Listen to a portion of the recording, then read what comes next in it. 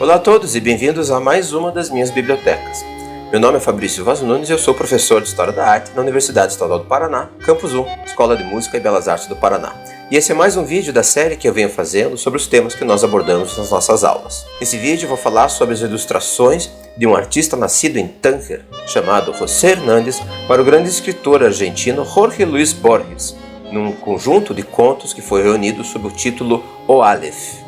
A complexa e intrincada literatura de Jorge Luis Borges trabalha o gênero fantástico com temáticas que abordam, então, o próprio fazer literário, a própria condição do texto, do autor, a sua relação com a metafísica e, fundamentalmente, com o elemento básico dentro das suas narrativas, que é a ideia do labirinto.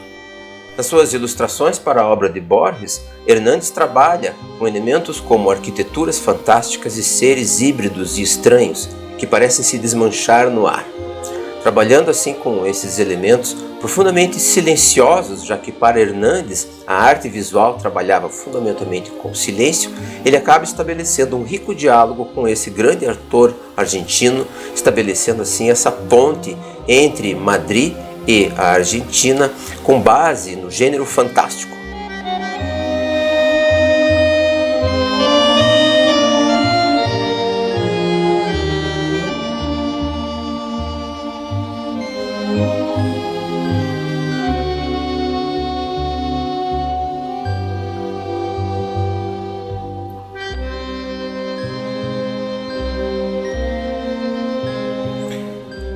Essa é a figura simpática de Jorge Luis Borges, o grande autor argentino nascido em Buenos Aires em 1899, falecido em Genebra em 1986, e que seria um dos principais expoentes do gênero fantástico na América Latina. Contista e ensaísta, ele será um dos principais autores desse gênero, que será chamado por alguns de neofantástico, junto a escritores como Julio Cortázar, Adolfo Bioy Casares e Silvina Ocampo, fazendo parte do boom da literatura latino-americana da década de 1960, quando vários escritores da América Latina vão se tornar muito famosos e ter uma grande influência sobre a literatura mundial. Nascido na Argentina, ele vai viver na Suíça e estudar entre a Suíça e a Espanha, tendo, portanto, uma formação predominantemente europeia. E ele passa a publicar desde 1921, quando volta à Argentina, contos e ensaios em revistas surrealistas argentinas, demonstrando uma forte influência do ultraísmo, que era uma vanguarda literária espanhola que tinha uma influência poética muito forte do futurismo italiano. A grande virada de Jorge Luis Borges será em 1927, quando ele abandona o ultraísmo, passando a se dedicar a questões mais regionalistas e a exploração tanto teórica quanto literária do gênero fantástico. Antes ainda de Tzvetan Todorov, Jorge Luis Borges foi um dos primeiros a trabalhar as questões teóricas ligadas ao gênero fantástico. Ele foi colaborador da revista Martín Fierro, uma das mais significativas para a história literária argentina da primeira metade do século XX. E desde a fundação da revista Sur em 1931 por Victoria Ocampo, ele será um dos seus principais colaboradores. Os aspectos literários de Jorge Luis Borges estão ligados sempre ao gênero fantástico, mas ele vai expandir os limites desse gênero e inovar nas suas formas. Os temas abordados nos seus contos estão quase sempre ligados à metaficção, ou seja, ao questionamento do próprio fazer ficcionar, explorando assim os limites da linguagem e do ato de narrar em várias dimensões.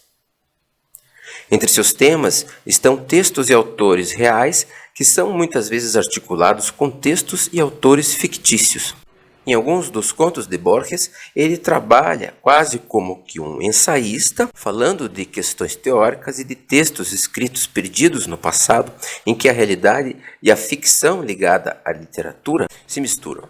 Ele trabalha assim com frequência com os limites entre a realidade e a ficção, em que medida a ficção é capaz de determinar a própria realidade. Essa exploração o leva também a questões metafísicas, questões que rompem, na verdade, em meio à vida cotidiana. Esse é um dado muito importante para a teoria do gênero fantástico na América Latina, porque, ao contrário da definição de Todorov, que se liga à ideia da hesitação que o leitor sente ao ler um conto fantástico, ou seja, a ideia de que o leitor fica sem saber se o que está sendo narrado é efetivamente real dentro da estrutura ficcional da história ou se é algo imaginado pelo personagem. Para outros teóricos latino-americanos, então, o fantástico estabelece uma espécie de linha paralela de realidade que irrompe em meio a um mundo cotidiano, a um mundo normal. Essa teorização está profundamente ligada à atividade literária de Borges, Julio Cortázar e outros autores argentinos. Borges foi também diretor da Biblioteca Nacional da Argentina. E nas suas histórias vão figurar com frequência labirintos e bibliotecas, ou bibliotecas que são como labirintos, explorando assim as suas dimensões lendárias e insólitas. Borges explora também os paradoxos temporais e narrativos, criando mistérios que são equivalentes aos mistérios dos romances policiais, mas que são, porém, permeados pelo insólito. Ele trabalha também com textos, lendas e gêneros antigos que são apropriados de forma paródica, explorando assim as suas dimensões metafísicas e também metaficcionais. Na literatura de Borges, o texto sempre questiona a sua própria natureza. A atividade ficcional se pergunta sobre as suas origens e seu papel no mundo. E a própria linguagem assim se volta a si mesma, explorando também tudo que há de insólito, tanto na realidade quanto na ficção. O ilustrador que iremos abordar para as obras de Borges é José Hernández, que nasceu em Tánger, que na época era parte do Protetorado Espanhol do Marrocos em 1944 e faleceu em Málaga em 2013. Essa cidade, Tánger, na época do Protetorado Espanhol, era uma cidade profundamente internacional, conhecida por acolher toda uma intelectualidade estrangeira e também espiões e negociantes do mundo inteiro. É nessa cidade que José Hernández dará início à sua carreira artística de forma autodidata. Auxiliado pelo crítico de arte malagueño Emílio Sanz de Soto, ele vai realizar sua primeira exposição na cidade marroquina em 1962. E 2 anos depois, em 1964, ele se muda para Madrid, também ajudado pelo crítico Sanz de Soto. Na sua carreira, ele desenvolveu trabalhos em pintura, gravura e desenho, tendo sido associado ao surrealismo, sem nunca ter, no entanto, subscrito a nenhum grupo ou manifesto. Hernández, assim, tem uma atuação bastante independente, bastante diferenciada, infelizmente pouco conhecido no Brasil, mas que estará sempre ligada à literatura. Nas suas obras podemos ver um bestiário particular, criado por seres híbridos e monstruosos, que contém elementos realistas, porém são sempre inquietantes e oníricos, ligados ao sonho e à fantasia. E outro aspecto importante da sua obra são arquiteturas solitárias, desoladas, que estão muitas vezes em decomposição ou recomposição. Como ilustrador, ele se liga de maneira muito forte ao fantástico. Ilustrará obras de James Joyce, Arthur Rimbaud, Federico Garcia Lorca, Ernesto Sábato, Juan Rulfo, Franz Kafka e Jorge Luis Borges, entre muitos outros. Essa pintura, intitulada Brisa Interrompida, de 1977, é um exemplo da poética visual de Hernández, em que vemos, então, uma figura que se decompõe, representada em meio a uma arquitetura bastante precisa, realizada de forma bastante tradicional, com essa perspectiva bastante estrita e linear. As formas orgânicas, bizarras e inquietantes criadas por Hernández se contrapõem, assim, criando um delicado contraste com os elementos lineares e geométricos de que o cenário é feito. Curiosamente, Hernández, assim como Borges, também tematiza o ato de pintar, o ato da criação artística, que aparece aqui representado por esse vidrinho de tinta, junto ao qual se vê também uma pena. É como gravador que a sua obra adquire parte da sua grande potência visual, potência poética, já que a gravura permite também essas graduações de claro e escuro e se situa entre o elemento puramente gráfico e o elemento representativo.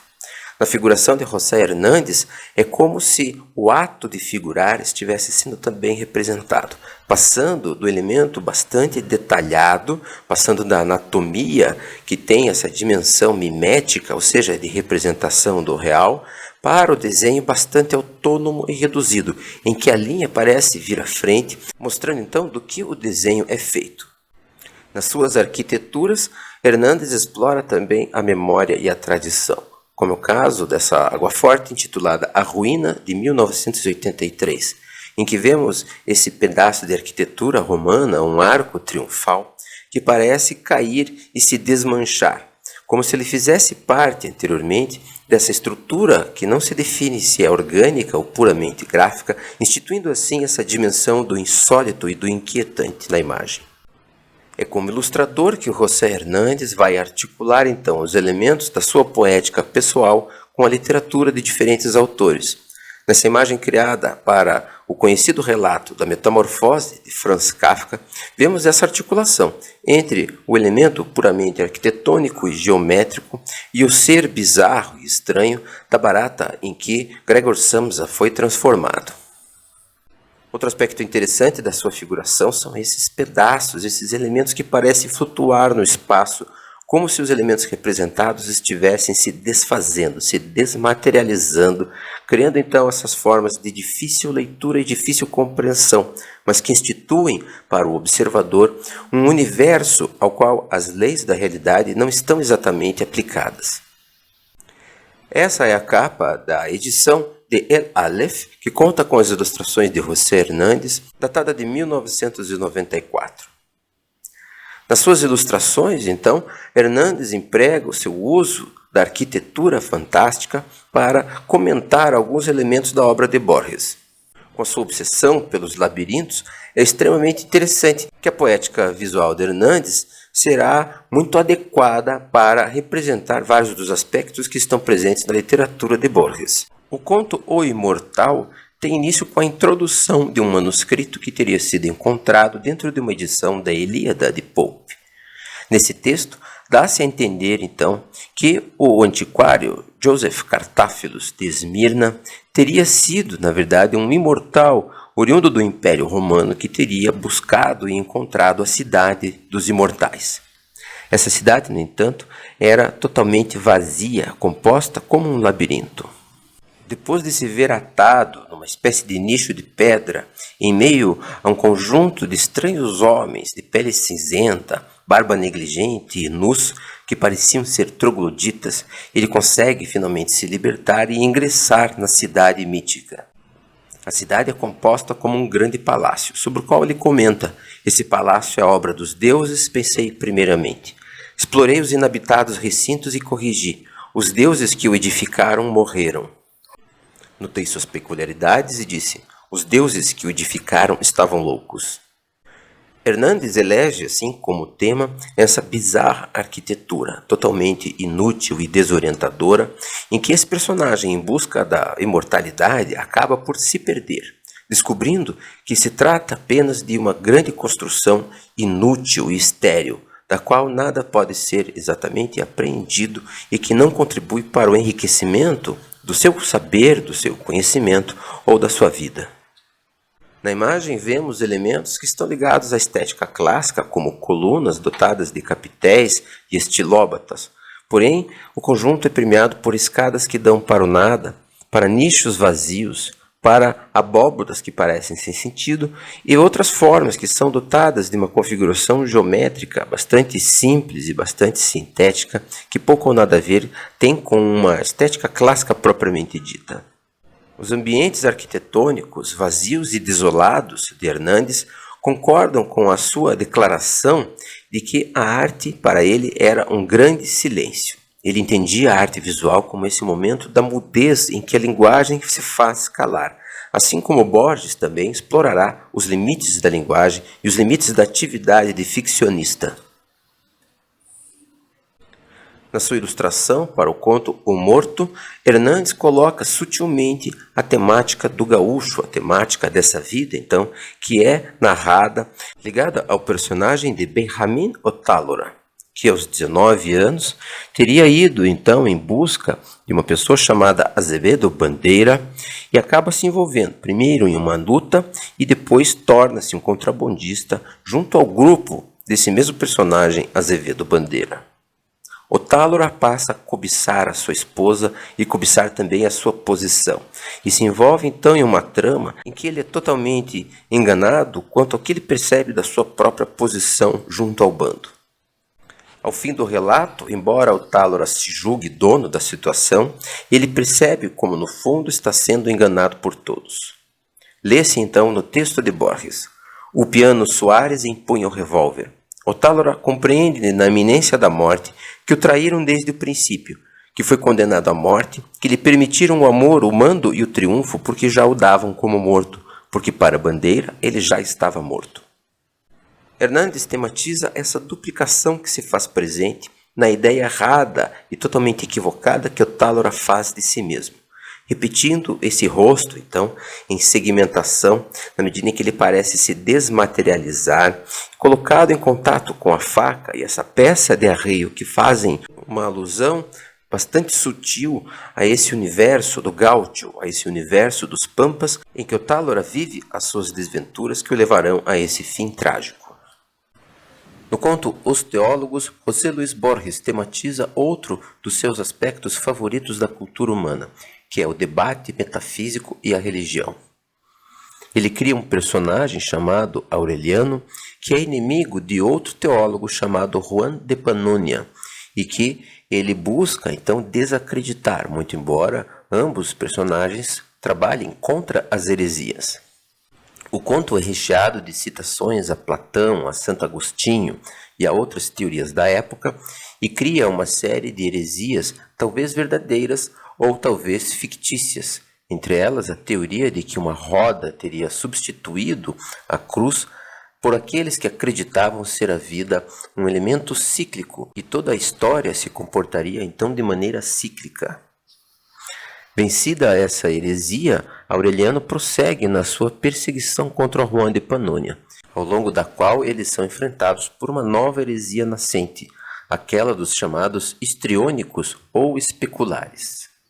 Sobre o combate contra essas heresias, diz Borges no seu conto: os dois desaprovaram os anátemas do Segundo Concílio de Constantinopla. Os dois perseguiram os arianos, que negavam a geração eterna do Filho.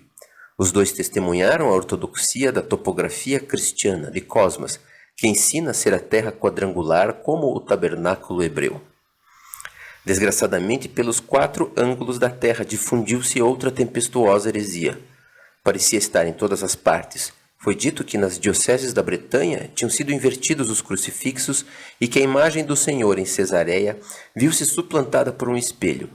O espelho e o óbolo eram emblemas dos novos cismáticos. Hernandes tematiza essa ideia apresentada de forma bastante irônica por Borges de que o mundo seria então quadrangular, fazendo nessa construção puramente arquitetônica formada apenas por linhas retas uma contraposição com o fundo quase que indistinto formado apenas por um céu nebuloso.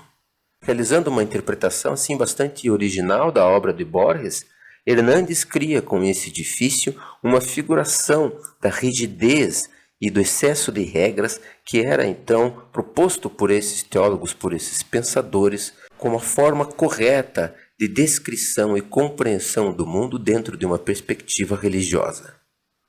Como sempre, a figuração de Hernandes é totalmente silenciosa, lacônica.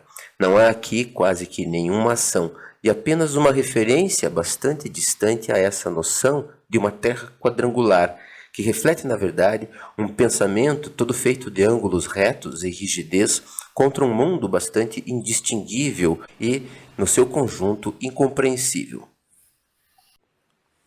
Em um registro totalmente diferente, o da narrativa policial, é que é construído o conto Emasuntes, que conta a história dessa moça que realiza uma vingança contra aquele que teria mandado o seu pai para a cadeia. Como se trata de um conto de Borges, ele discute também o próprio fazer ficcional, questionando a sua habilidade como narrador diante dos fatos que ele pretende representar. É por isso que ele diz: narrar com alguma realidade os fatos dessa tarde seria difícil e talvez improcedente. Um atributo do infernal é a irrealidade, um atributo que parece diminuir seus terrores e que talvez os agrave. Como tornar verossímil uma ação na qual quase não acreditou quem a executava? Como recuperar esse breve caos que hoje a memória de Emma repudia e confunde? O próprio narrador do conto, portanto, coloca em questão a realidade daquilo que ele narra, ou seja, ele coloca em questão a própria efetividade do ato de narrar. Como que, completando esses questionamentos literários de Borges, José Hernandes realiza um desenho, realiza uma figuração em que vemos o ato da vingança, a arma empunhada, dotada de pequenos detalhes quase invisíveis e que se difunde então em uma figura que parece estar sendo desdesenhada, como que desconstruída, em que não sabemos se vemos olhos ou bocas, em que a própria anatomia se torna objeto de questionamento com esse bico peludo que não se compreende dentro de qualquer anatomia tradicional. O ato de representar se torna, em alguns dos desenhos de Hernandes, uma própria discussão da capacidade mimética e das possibilidades figurativas da linha e do desenho. É também através das arquiteturas bizarras e silenciosas que José Hernandes ilustra o conto A Casa de Asterion, em que Borges conta a história de Asterion, que se trata, na verdade, do Minotauro. Só compreendemos esse fato, no entanto, ao final do conto, quando Teseu afirma ter matado e que o Minotauro só teria se defendido. Sobre aqueles que entram no seu labirinto, então, Asterion, o Minotauro, diz: que entre quem quiser. Não encontrará aqui pompas femininas, nem o bizarro aparato dos palácios, mas sim a quietude e a solidão. Por isso mesmo encontrará uma casa como não há outra na face da terra. Asterion narra, então, as suas caminhadas, a sua vida tranquila dentro desse grande palácio que, na verdade, é um labirinto. Um dos grandes temas da literatura de Borges, o labirinto se liga, assim, a narrativas míticas e antigas e se atualiza como uma metáfora também da própria produção textual, da própria literatura, já que os textos de Borges encontram outros textos e os reformulam, determinando então posições impossíveis e insólitas, intuídas ou apenas imaginadas. Os contos de Borges são também labirintos textuais em que os gêneros e os autores se encontram de forma fantasmática ou irreal. E é essa atmosfera fantasmática e real que é sugerida exatamente pela arquitetura bizarra e silenciosa de Hernandes. As ambiguidades da memória e a dificuldade inerente a todo ato narrativo é o tema do conto A Outra Morte. Nesse conto, Borges, que se apresenta como o próprio autor, investiga a vida de um certo Dom Pedro Damián. Borges, buscando reconstruir a trajetória dessa figura, com a ideia de escrever um conto fantástico sobre a derrota nessa batalha, vai então até um certo coronel Dionísio Tavares, que havia participado dessa campanha militar. O coronel Tavares faz um relato tão vívido e cheio de detalhes que Borges começa a temer que por trás das suas palavras não existissem lembranças reais. Ao ser indagado sobre a participação de Pedro Damián nessa batalha, Tavares conta que ele teria se comportado como um completo covarde. Meses mais tarde, em busca de mais detalhes para o conto fantástico que pretende escrever, Borges encontra então o coronel Tavares junto com outro senhor de idade que também tinha sido militar na mesma batalha.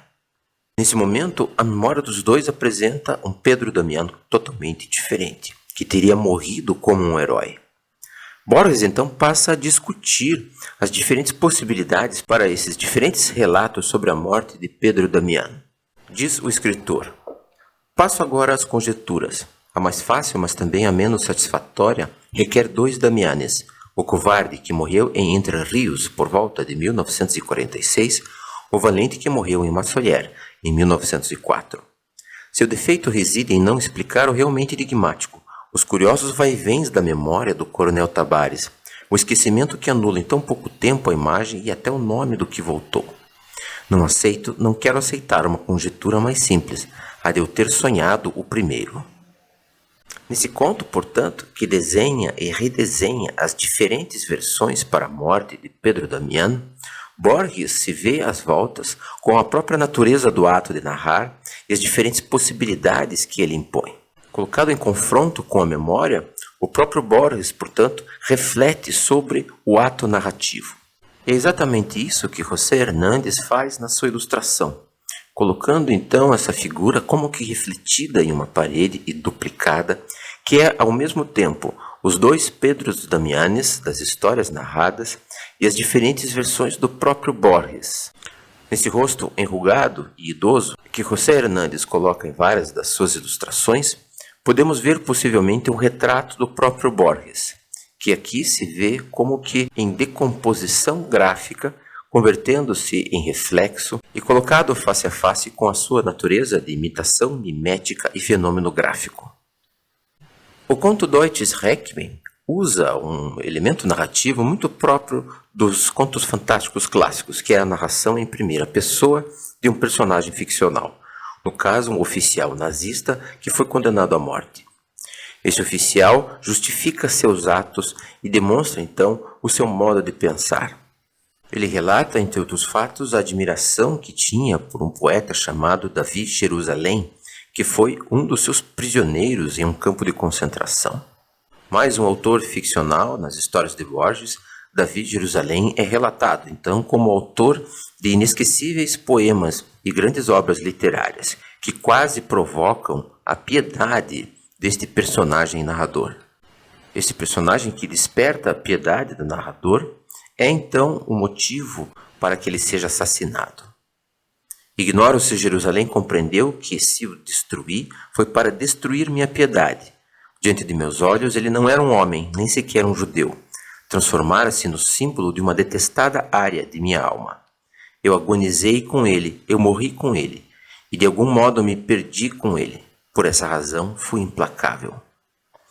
Diante do horror do fato histórico do Holocausto, Borges cria então esse conto fantástico em que o personagem do nazista assassina aquele que ele mais admira exatamente para poder matar a sua própria dignidade. As emoções humanas em Borges passam então sempre pelo fenômeno literário.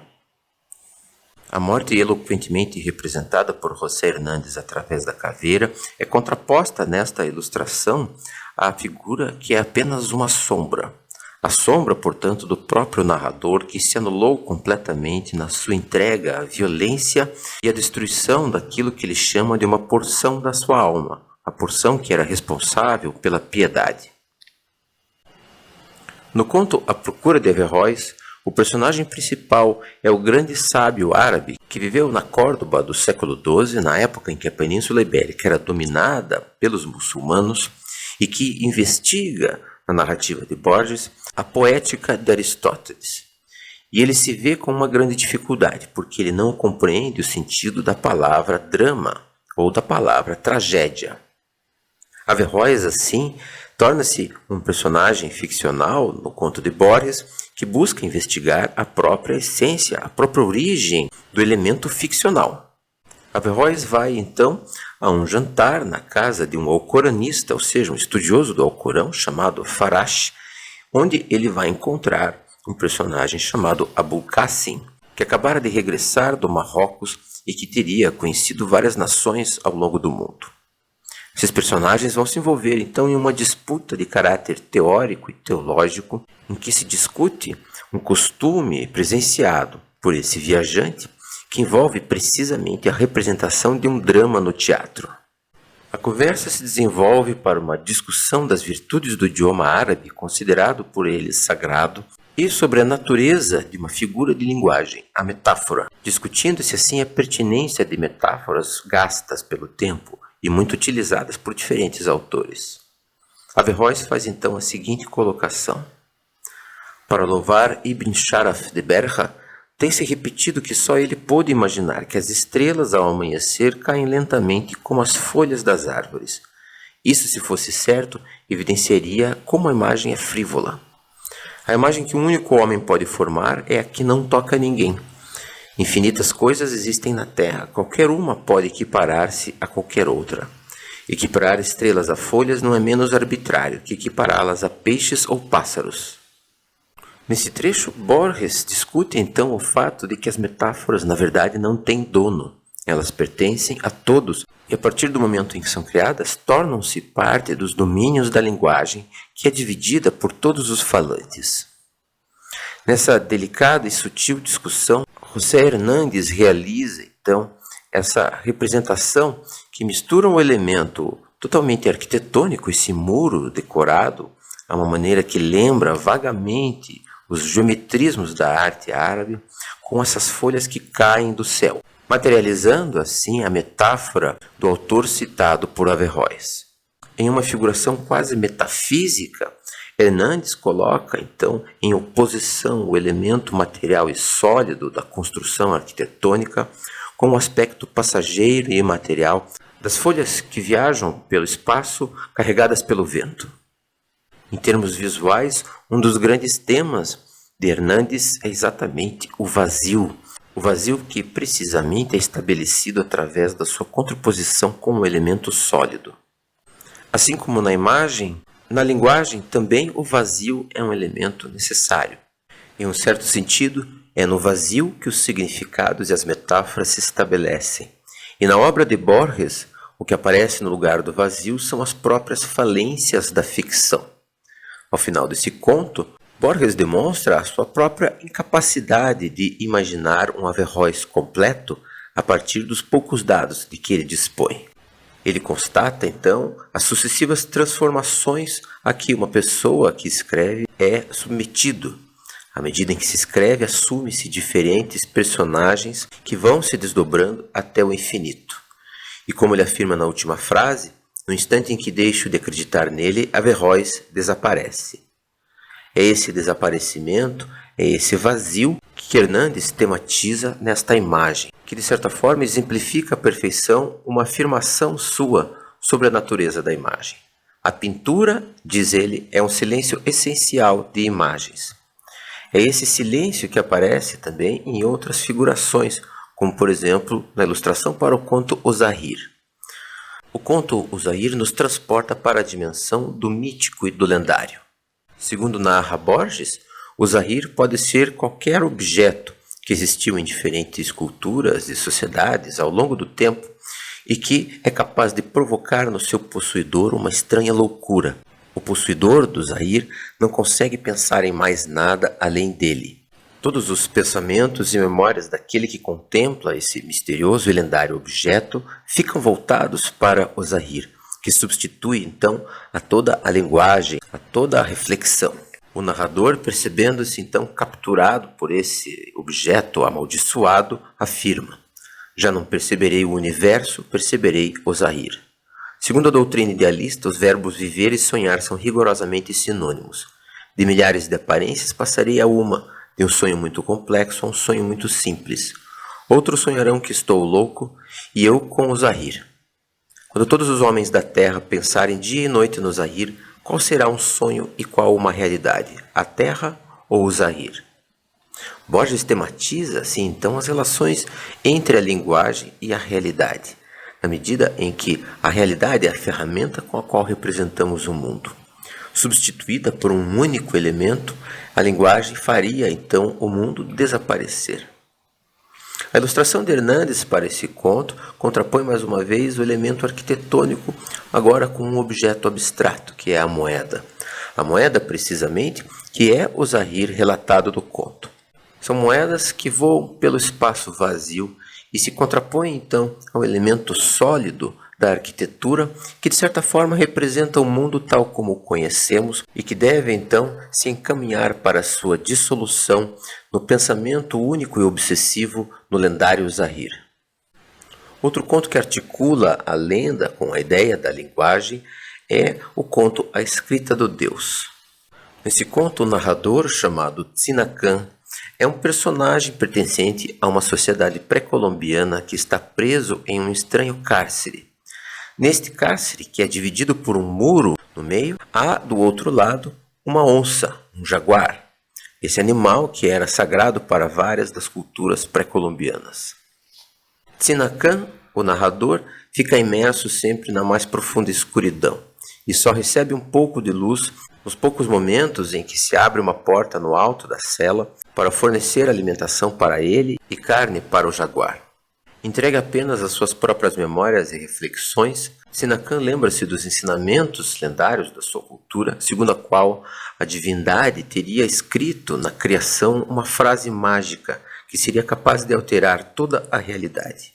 Seria uma escrita secreta que está presente em algum elemento da natureza. Tzinakan percorre toda a sua memória para tentar encontrá-la e descobre finalmente que essa escrita está materializada nas manchas do jaguar. Tzinakan dedica-se assim a ler essas manchas a cada momento em que a luz penetra pelo alto do seu cárcere. Dediquei longos anos a aprender a ordem e a configuração das manchas. Cada cega jornada me concedia um instante de luz, e assim pude fixar na mente as negras formas que riscavam a pelagem amarela. Algumas incluíam pontos, outras formavam raias transversais na face interior das pernas, outras anulares se repetiam. Talvez fossem um mesmo som ou uma mesma palavra. Entregue, então, a esse trabalho de decifração da escrita divina materializada nas manchas do jaguar, Sinacan finalmente descobre o significado da sentença divina. Nesse momento, no entanto, ele mesmo sente-se desaparecer. Sua própria consciência se dilui na identificação com o todo. A compreensão da frase divina gera a sua identificação com a própria divindade e com o conjunto do universo. Toda noção de individualidade, seja de Sinacan, seja de Moctezuma, seja de Alvarado, um dos conquistadores dessa civilização pré-colombiana, tudo isso deixa de existir de maneira individual e tudo se identifica com o cosmos. Ao compreender, assim, a frase divina, Sinacan desaparece por completo e nada mais importa. A ilustração de Hernández faz exatamente menção a esse processo de decifração das manchas do jaguar, que aparece aqui figurado pela metade, desaparecendo em meio ao vazio. Apenas no alto se vê, então, o olhar perscrutador do próprio Sinacan, ou talvez o olhar da divindade, que é capaz de descortinar, então, no individual, a sua essência infinita e a sua identificação com o todo. O tema dos labirintos reaparece no conto Aben-Hakan, o Bokhari, morto em seu labirinto. Trata-se de um conto que realiza uma paródia de certos contos policiais. Nessa história, dois amigos caminham e contam uma história acontecida no passado, que envolve a misteriosa figura de Aben-Hakan, que teria construído um labirinto para se esconder daquele que buscava matá-lo. Como em alguns contos clássicos policiais, como por exemplo o conto O Mistério de Marie Roget, de Edgar Allan Poe, trata-se de um mistério que é resolvido unicamente através do relato de duas pessoas que conversam e que vão assim chegando a determinadas conclusões. Sujeito a duplicidades e roubos de identidade, a narrativa de Aben-Hakan coloca em questão se o labirinto é um esconderijo ou uma armadilha para capturar o assassino que buscava a figura bastante ambígua de Aben-Hakan, sobre o qual pairam dúvidas sobre a sua verdadeira identidade. O amigo que escuta a história da boca do personagem chamado Dunraven faz o seguinte comentário sobre a história narrada. Começarei pela maior mentira de todas, pelo labirinto inacreditável. O fugitivo não se oculta num labirinto. Não ergue um labirinto sobre um alto lugar da costa, um labirinto carmesim que os marinheiros avistam de longe. Não precisa erguer um labirinto quando o universo já o é. Essa é uma constatação que coloca em dúvida, portanto, a própria identidade do personagem de Aben-Hakan. A questão da identidade é também um aspecto muito discutido nos contos de Borges.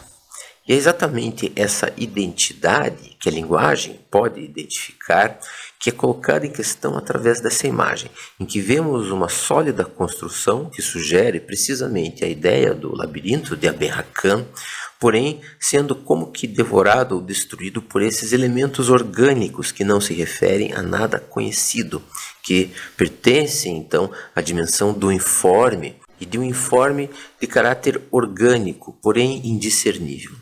Temos toda a solidez do prédio e a realidade bastante mimética das árvores ao fundo, que aparece então se desmanchar em meio a esses elementos que estão como que pendurados e flutuando no espaço.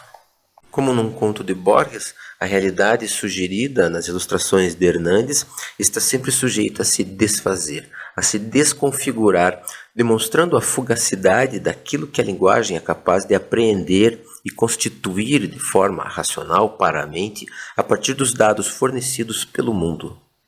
O próprio mundo se torna assim um lugar de estabilidade, de ambiguidade e de incertezas. O fantástico em Borges irrompe assim da própria linguagem, mas busca invadir e como que contaminar o próprio mundo. As potencialidades misteriosas e perigosas do vazio também são tematizadas no conto Os Dois Reis e os Dois Labirintos. contado exatamente como uma espécie de parábola ou fábula antiga.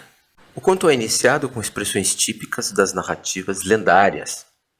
Contam os homens dignos de fé, porém Alá sabe mais, que nos primeiros dias houve um rei das ilhas da Babilônia que reuniu arquitetos e magos e ordenou-lhes a construção de um labirinto tão surpreendente e sutil que os varões mais prudentes não se aventuravam a entrar, e os que entravam se perdiam.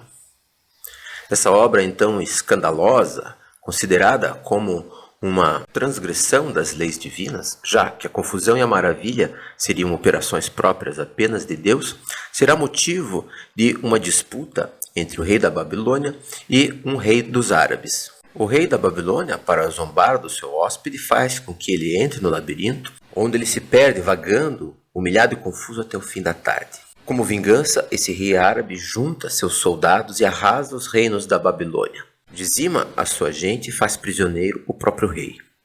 Leva-o então para o deserto, onde ele diz o seguinte: Ó rei do tempo e substância e símbolo do século, na Babilônia quiseste que me perdesse num labirinto de bronze com muitas escadas, portas e muros.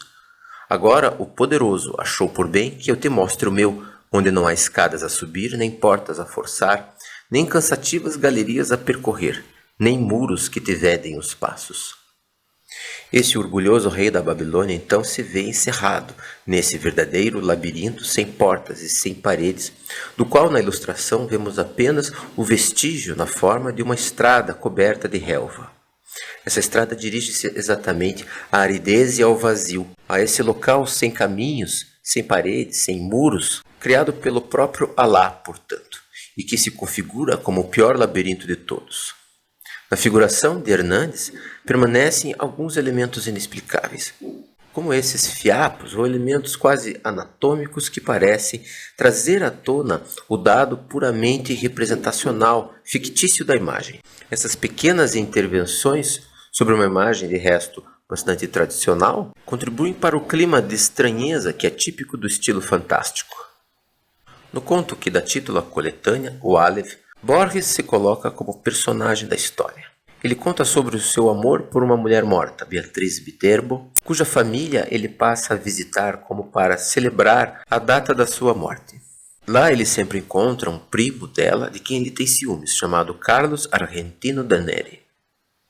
Carlos Daneri é também um escritor bastante orgulhoso que mostra os seus medíocres escritos a um Borges muito crítico que considera a obra de Carlos Argentino extremamente medíocre e sofrível. Carlos Argentino é assim considerado por Borges como uma figura pretensiosa, desagradável, a quem ele odeia, na verdade motivado pelos ciúmes que sente de Beatriz Viterbo. Borges desenvolve com Carlos Argentino uma estranha e conflituosa amizade. Argentino mostra para ele o seu projeto literário, o projeto de escrever um poema intitulado A Terra, que seria uma descrição do planeta em todos os seus aspectos, de todos os lugares e tudo o que existe sobre a Terra. Borges considera a ideia pedante e inútil. Em um certo momento, porém, Carlos Argentino o chama, desesperado com o fato de que irão demolir a casa onde ele vivia. Nessa casa, Argentino diz a Borges que lá se encontra um objeto chamado o Aleph. O Aleph é um lugar do espaço que, segundo Argentino, é o lugar onde estão, sem se confundirem, todos os lugares do orbe, vistos de todos os ângulos. É esse elemento mágico que Carlos Argentino chama Borges para ver, desesperado com o fato de que a sua casa será demolida e o Aleph, assim, desaparecerá. É um Borges incrédulo que, meio por troça e convencido da loucura de Argentino, que desce ao porão da casa, onde supostamente estaria esse misterioso e lendário ponto no espaço. É aí que a descrição de Borges atinge os limites da linguagem, e ele mesmo se vê inepto para descrever esse objeto impossível e metafísico. Diz o escritor: chego agora ao inefável centro do meu relato. Começa aqui meu desespero do escritor. Toda linguagem é um alfabeto de símbolos cujo exercício pressupõe um passado que os interlocutores compartem. Como transmitir aos outros o infinito Aleph, que minha temerosa memória mal e mal abarca? Borges se vê assim impossibilitado e incapaz de descrever tudo aquilo que existe no Aleph. A enumeração sempre é um objeto finito, ele diz. No caso do Aleph, trata-se de explicar o infinito. Um infinito contido num espaço diminuto, em que todo o espaço cósmico aparecia sem diminuir de tamanho. Trata-se de infinitas coisas, mares, teias de aranha, labirintos, olhos de pessoas, locais conhecidos seus do cotidiano, livros raros vindos do passado, cavalos em praias distantes e as próprias cartas obscenas que Beatriz Viterbo escreveu para Carlos Argentino. Ao sair dessa espécie de transe diante desse mágico ponto no espaço, Carlos Argentino pergunta a Borges o que ele achou, a que Borges responde de maneira vaga, dando a entender que não havia nada.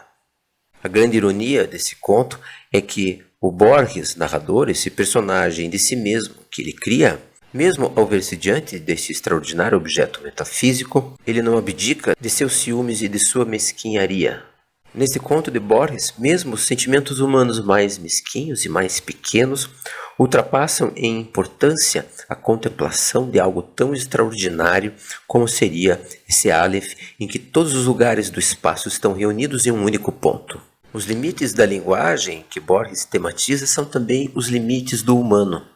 E é nesse sentido que o sentimento de um homem enciumado acaba por, de certa forma, mascarar a existência desse fato extraordinário.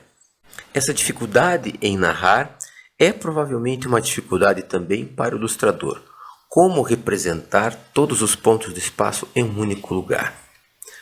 José Hernandes realiza então um desenho que é basicamente uma perspectiva algo incoerente, com espaços internos dentro dos quais se vê então a flutuar uma esfera, como se fosse a esfera terrestre. O ambiente perspético, geralmente usado para representar construções, lugares, portanto, que nós habitamos e que nos são bastante cotidianas, abrigam assim todo um planeta. As formas retas da perspectiva se contrapõem à pequena esfera sombreada. Essa esfera flutua contra um fundo vazio e enevoado, não permitindo nenhuma identificação mais precisa de que lugar esteja representado ou de que tipo de espaço perspético se trata propriamente. No seu comentário visual ao conto de Borges, Hernandes realiza uma figuração mínima de elementos muito simples formados por linhas retas e uma pequena esfera representada, como se demonstrasse a própria inutilidade da produção gráfica do desenho, da representação visual, para abarcar algo tão infinito e tão gigantesco quanto o minúsculo Aleph, dentro do qual pode-se ver todos os pontos do espaço ao mesmo tempo. O limite da linguagem é o silêncio, e o limite da imagem vai na direção da supressão dos elementos, da sua extrema simplicidade, desse vazio que é explorado em quase todas as ilustrações de José Hernandes para os contos de Borges. Com a inquietante visão cósmica do Aleph de Borges, representado através dos desenhos de José Hernandes, encerro aqui essa breve apresentação dessas ilustrações para o conjunto de contos de Borges chamado O Aleph. Agradeço a todos pela audiência, desejo a todos sorte, felicidades e até a próxima.